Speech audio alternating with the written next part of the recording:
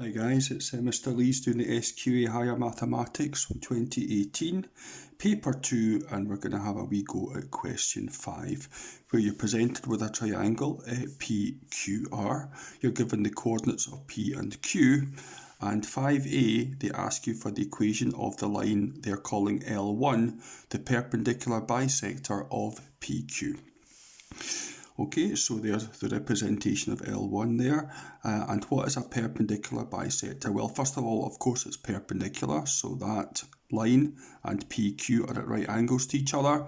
Bisector means that this line here goes through the midpoint of PQ. So that line and that line are the same length, okay? So let's get the midpoint, let's get the gradient of this line here, and that will allow us to use y minus b is mx minus a to get the line. So let's go to the maths here. And the first thing, I'll just get that centered for you. So let's get the midpoint of PQ. So we do 3 add 9 divided by 2.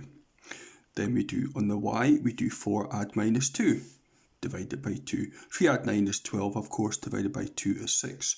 4 add minus 2 is 2. Divided by 2 is 1. So the midpoint of PQ is 6, 1. Let's now get the gradient of PQ. So we do y2 minus y1 minus 2 take 4 over x2 minus x1. That's 9 minus 3. So minus 2 take 4 is minus 6. 9 take 3 is 6. Minus 6 divided by 6 is minus 1.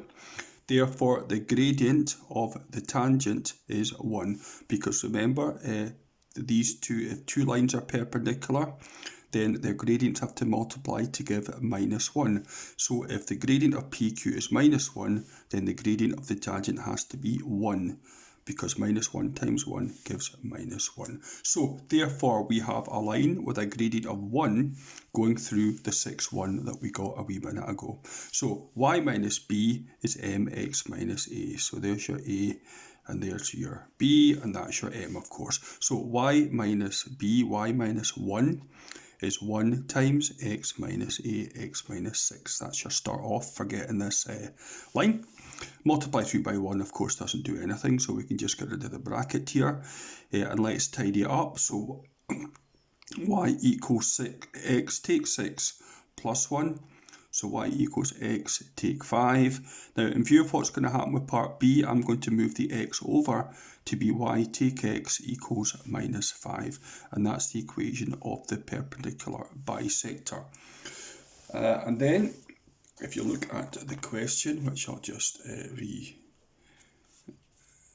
okay, there we go. So, the equation of L2, the perpendicular bisector of PR, is 3y add x is 25. So the equation of that line is 3y add x is 25.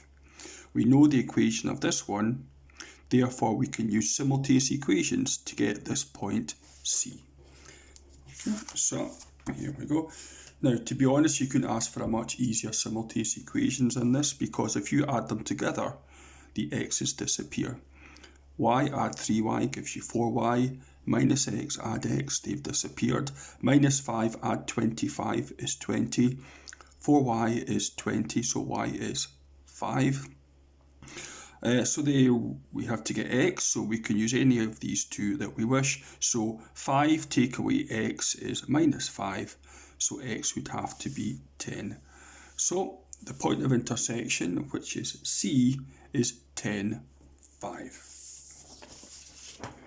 And looking back at the question, just to remind you if you haven't seen it, C is the centre of the circle which passes through the vertices of triangle P, Q and R. Okay, you may know that if you have two perpendicular bisectors like that, where they cross is the centre of the circle that goes through 3 coordinates. Determine the equation of a circle. Well, to get the equation of a circle, we need to know the centre and we need to know the radius. So we need to know the distance between C and R, or C and P, or C and Q. Either of them will do. And we have the centre, and that will allow us to use the formula for the circle.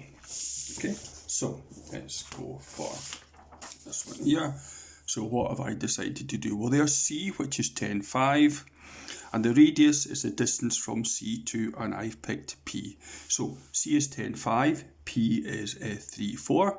The way I get the distance is I get the vector from C to P and get the length of it. And that's exactly this how you get the radius. So 10 to 3 is minus 7. 5 to 4 is minus 1. So that's the vector that takes you from C to P. What's the length of it? What's the radius? So you square it. Minus 7 times minus 7 is 49. Minus 1 times minus 1 is 1. 49 add 1 is, of course, 50. So the radius is the square root of 50. So we have a circle, radius root 50, with a centre of 10, 5. So this is where, hopefully, you will look back at your formula list. There it is there at the very beginning. And we're going to use the second one here. There, the centre x minus a add y minus b squared equals r squared, represent a circle, centre AB, radius r. So there's your a and there's your b. So x minus a squared plus y minus b squared is root 50 squared. Of course it's 50. So there's your answer there.